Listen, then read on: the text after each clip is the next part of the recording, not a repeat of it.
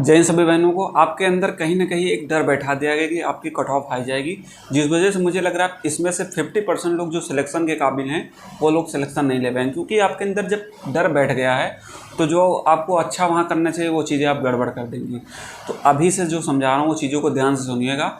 मेरे हिसाब से जिनके 180 से 190 के बीच में नंबर आ रहे हैं 101% उनका सिलेक्शन होगा। बस जैसा बता रहा हूँ उस चीज़ को करिएगा। और जो आपके अंदर ये कट ऑफ का भ्रम फैला दिए कि आपकी कट ऑफ हाई जाएगी, तो पहली बात तो आप गलत जगह मॉक जब दे रही हैं उस जगह से आप अपने को कंपेयर करेंगे। आप जहाँ ऑनलाइन RW या टेक्स्ट बुक पे दे रही हैं तो वहाँ एक चीज़ देखिएगा कि वहाँ आप लड़कों से अपना कंपेयर कर रही हैं, और लड़कों का कंपटीशन आपके कंपटीशन में काफ़ी अंतर है। ठीक है, लड़कों में तो काफ़ी ज़्यादा टैलेंटेड लोग बैठे हैं और लड़कियों में मैंने देखा है एवरेज 180 से 190 200 के बीच में ही हैं। तो आपकी वैकेंसी भूलिएगा मत, आपकी 12,000 वैकेंसी आपकी अलग है, तो उसमें ही आपका कंपटीशन होने वाला है। और ज़्यादा अगर आपको पीछे जाना है तो देख लीजिए आपकी जो 3 भर्तियाँ हुई थी उसमें आपकी कभी कट ऑफ हाई नहीं गई, 160 के समथिंग थी। 41,520 भर्ती में OBC गर्ल की कट ऑफ थोड़ा हाई थी, कारण था नॉर्मलाइजेशन वगैरह ज़्यादा हुआ था, जिस वजह से हाई गई। तो 49,000 में देख लिए 160 के आसपास गई थी, जेल वार्डर में 150 के आसपास गई थी। इस वजह से कह रहा हूँ ज़्यादा ये फर्जी की चीज़ों में मत पड़े, क्योंकि इन चीज़ों में रह जाएंगे तो आपका सिलेक्शन नहीं होगा। इसलिए कह रहा हूँ आखिरी समय है, बेहतर करिए, बेहतर आपको रिजल्ट मिलेगा। ठीक है, और इस समय क्या है, लड़कियों में क्या आता है, सबसे मेन होता है कि आप एग्ज़ाम थोड़ा तो आपका रहता है, उसके बाद आपका फिजिकल बहुत मेन होता है, क्योंकि 60 से 70% लोग फिजिकल में फेल होते हैं। इसलिए कह रहा हूँ फिजिकल जैसे ही आपका एग्ज़ाम हो जाता है उसके दूसरे दिन से आपको फिजिकल की तैयारी शुरू कर देना है। आपको 2 महीने से ज़्यादा समय नहीं मिलने वाला, लगभग 2 महीने के बाद आपका रिजल्ट लगभग आ सकता है। तो 2 महीने आपके लिए पर्याप्त होता है रनिंग करने के लिए। तो जैसे ही आपका पेपर हो जाए उसके दूसरे दिन से आपको रनिंग स्टार्ट कर देंगे, क्योंकि लोगों के आपके चक्कर में पड़ेंगे ना तो आप बर्बाद हो जाएंगे। क्या बताना है, क्योंकि वहाँ लोगों को अपना फ़ायदा देखना, अपना कोर्स बेचना है कट ऑफ हाई बता के। इसलिए कह रहा हूँ मुझे किसी से फ़ायदा नहीं लेना है। मैंने आपके लिए जो किया है, अगर आप उस चीज़ को आप रियलाइज़ करेंगे तो आपको तब समझ में आएगा। बाकी अगर आपको कोई भी डाउट रहते हैं आप पर्सनल मैसेज टेलीग्राम पे कर सकती हैं, इंस्टाग्राम पे कर सकती हैं। अभी एक बहन की अगर आप बात सुनेंगे तो सच में आपके आंख में आंसू आ जाएंगे। उनकी समस्या थी तो उन्होंने नंबर दिया कि मुझसे बात कर लीजिए, क्या मुझे थोड़ा दिक्कत आ रही तैयारी करने में।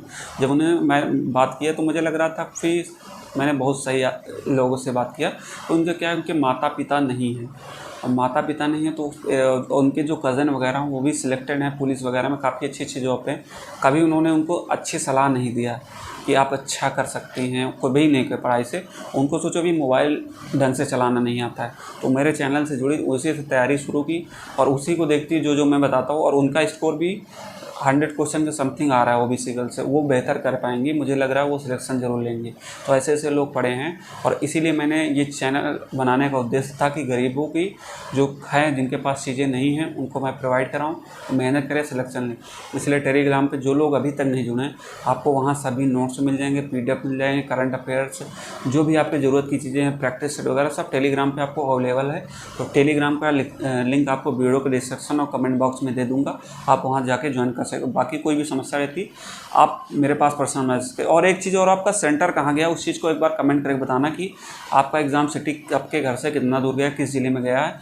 तो एग्ज़ाम सिटी में अपने आप अकेले जाइएगा, अकेले मत जाइएगा, मतलब अपने पापा भाई किसी को भी लेके जाना, ठीक है, क्योंकि अकेले जाना उचित नहीं है, क्योंकि आप चीज़ें मैनेज नहीं कर पाएंगे, भीड़ भाड़ रहती है। और बाकी अगर जिसका लखनऊ में तो एक बार बताइएगा, अगर मुझसे कुछ भी हेल्प हो सकेगी तो मैं हेल्प कर सकता हूँ लखनऊ में। और लास्ट समय आपको किस तरीके से तैयारी करना है, कहाँ पे आपको दिक्कतें हो सकती हैं, वो चीज़ें मैं बताऊँगा, क्या सावधानियाँ आपको अभी बरतनी है, क्योंकि यही समय है। अगर आप चीज़ों को बेहतर समझेंगी तो आप अच्छा कर सकते हैं। सबसे पहली बात है कि आपको प्रेशर नहीं लेना है। अगर आप एग्ज़ाम को लेके प्रेशर में लेंगी तो आप नहीं कर पाएंगे अच्छा। तो इस समय क्या है, अपने को जितना कूल रख सकती हैं उतना माइंड फ्री रखिए, और कभी भी अपने दिमाग में ये मत लाना कि मेरा सिलेक्शन होगा कि नहीं, मेरा आखिरी भर्ती है। बस ये लाना कि मैंने मेहनत किया है, मैं सिलेक्शन ज़रूर लूँगी। ये चीज़ अगर अपने अंदर पॉजिटिव चीज़ें होंगी आपके तो आप सिलेक्शन ले लेंगे मेरे हिसाब से 100%।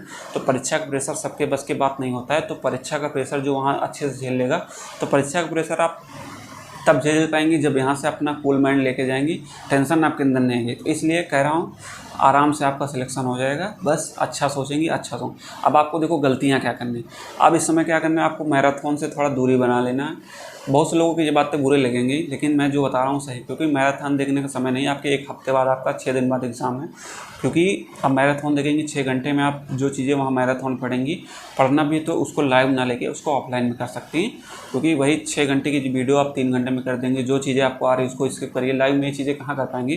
तो 1.5 गुना स्पीड, 2 गुना जिससे आप समझ में उससे कर सकते हैं, तो आपका काफ़ी समय। बाकी मैं उसकी PDF प्रोवाइड करा, तो आप उससे भी रिवीजन कर सकते हैं। अब देखो आपको अंतिम समय में किस सब्जेक्ट को किस हिसाब से आपको पढ़ना है। हिंदी के लिए बात करें, अपने नोट्स से पढ़ लीजिए, जो आपने अभी तक नोट्स आपके किस काम के हैं भाई। जब आपने नोट्स अपने ही हाथ से लिखे हैं तो उसको पढ़िए ना, क्यों यूट्यूब के चक्कर में पढ़ें। अपने नोट्स पढ़ें, जो किताब में आपने हाईलाइट किए क्वेश्चन उनको रिवीजन करिए, क्योंकि 6 घंटे में अगर आप मैराथन पढ़ते हैं और 6 घंटे में अपने नोट्स पढ़ लेंगे तो 6 चैप्टर आपके अच्छे से क्लियर हो जाएंगे और चीज़ें आपके माइंड में याद भी हो जाएंगी, इसलिए कह रहा हूँ। और बाकी हिंदी के लिए मैंने बता दिया आपको कैसे कैसे, और नोट्स भी आपको टेलीग्राम पर मिल जाएंगे, वहाँ से कर सकते हैं। तो कोशिश करें अपने किताब और नोट्स से ही हिंदी को पढ़ें, और क्विज वाले ग्रुप से जुड़ जाएँ, उसकी क्विज की भी अच्छे से प्रैक्टिस कर सकते हैं। और बाकी अगर थोड़ा बहुत दिक्कत लग रहा है तो विवेक सर की शायद आज क्लास है, तो उससे आप रिवीजन कर सकते हैं। बहुत बेहतर चीज़ें वहाँ बताने वाले हैं एग्ज़ाम में, क्योंकि वो समझ लीजिए यूपी पुलिस के लिए भगवान है, वहाँ से उनसे अच्छा कोई नहीं कर सकता है, ठीक है। और बाकी जीके के लिए जो इंपॉर्टेंट टॉपिक आपको मैंने बताया था, उन टॉपिक को आपको करना है, क्योंकि वहाँ से आपके क्वेश्चन होंगे। और एक चीज़ और देखिएगा, आपका हिंदी और रीजनिंग सब्जेक्ट, ये 2 सब्जेक्ट को आपको सबसे ज़्यादा फोकस करना है। हिंदी पे आपको अगर आपके 37 क्वेश्चन है, आपने 30+ क्वेश्चन आपको टारगेट लेके चलना है, और उधर रीजनिंग में आपको 45 क्वेश्चन, तो ये आपके लगभग 75 क्वेश्चन ये हो गए। तो 75 क्वेश्चन आपके यहाँ से हो जाएंगे, 15 क्वेश्चन आपके लगभग 15 से 20 क्वेश्चन आपके जीके में हो जाएंगे। तो कितने हो गए आपके 90 से 92, और 8-10 आप मैथ में कर देंगे, मेरे हिसाब से बहुत बेहतर कर देंगे। ये मैंने एक एवरेज बताया, बाकी जीके में तो इसका लोग और बेहतर, जो मैंने टॉपिक बताया, अगर आप जीके को वही टॉपिक कर लेते तो आपके 20 क्वेश्चन लगभग तय है, ठीक है। 20 क्वेश्चन आपके वहाँ से फिक्स हो जाएंगे कि आपको करंट अफेयर्स के लिए PDF मिल जाएगा, और जो इंपॉर्टेंट टॉपिक बताया उनको पढ़ लीजिएगा, उससे आपके क्वेश्चन काफ़ी बनेंगे, क्योंकि वहीं से आपको क्वेश्चन आना है जीके का। और मैथ के लिए बात करें, देखो मैथ के लिए आपको क्या करना है, जीके को लोग देखो, पहले जीके के लिए अगर क्विज वाले ग्रुप से जुड़े तो वहाँ भी हर टॉपिक वाइज प्रैक्टिस होती है, तो आप उससे अपने तैयारी को परख सकते हैं। और जो इंपॉर्टेंट टॉपिक होता है उसको पढ़िएगा, और अपने नोट्स से जो बनाए उसको एक बार देख लीजिएगा क्या क्या इंपॉर्टेंट है, उसको एक बार रिवीजन करिए। और बाकी मैं मैथ की बात करूँ तो मैथ के लिए आपको मैंने बताया था कि आपको बेसिक चीज़ें अपनी अगर स्ट्रॉन्ग कर ली होंगी अभी तक, जो 1 महीने पहले मैंने बताया था, तो आपका स्कोर अच्छा होगा। कई लोगों को मैंने देखा है 15 क्वेश्चन तक सही होने लगे। तो आपको बेसिक अगर आपका स्ट्रॉन्ग हो गया तो आप अच्छा कर लेंगे 15 क्वेश्चन। और उसके बाद आपको हर चैप्टर का फॉर्मूला याद होना चाहिए। साधारणवाद का क्या है, बेलन का शंकु का क्षेत्रफल कैसे निकलता है, बेलन का आयतन कैसे निकलता है, आयत का क्षेत्रफल, ये सारे फॉर्मूले याद होने चाहिए। लाभांश में कैसे नहीं, ये सारे फॉर्मूले याद होंगे तो आप केवल वैल्यू पुट रहेगा। आपको बोर्ड मास कैसे सॉल्व करते हैं ये चीज़ें आपको पता होनी चाहिए, तो उससे आप बेहतर कर लेंगे, ठीक है। बोर्ड मास को आपको अच्छे से पता होना चाहिए, बोर्ड मास से लगभग 2 क्वेश्चन आपके फिक्स होते हैं। तो और उसके बाद आपको अंतिम समय में मैथ में केवल अपने प्रीवियस ईयर अगर आप कर लिए तो प्रीवियस ईयर से ही लगभग क्वेश्चन आते हैं, बस डिजिट चेंज रहती है, क्वेश्चन पैटर्न वही रहता है। और रीजनिंग में आपने जो नोट्स बनाए हैं एक बार देख लीजिएगा, जो थोड़ा कठिन चैप्टर है उनके कॉन्सेप्ट रिवीजन कर लीजिएगा।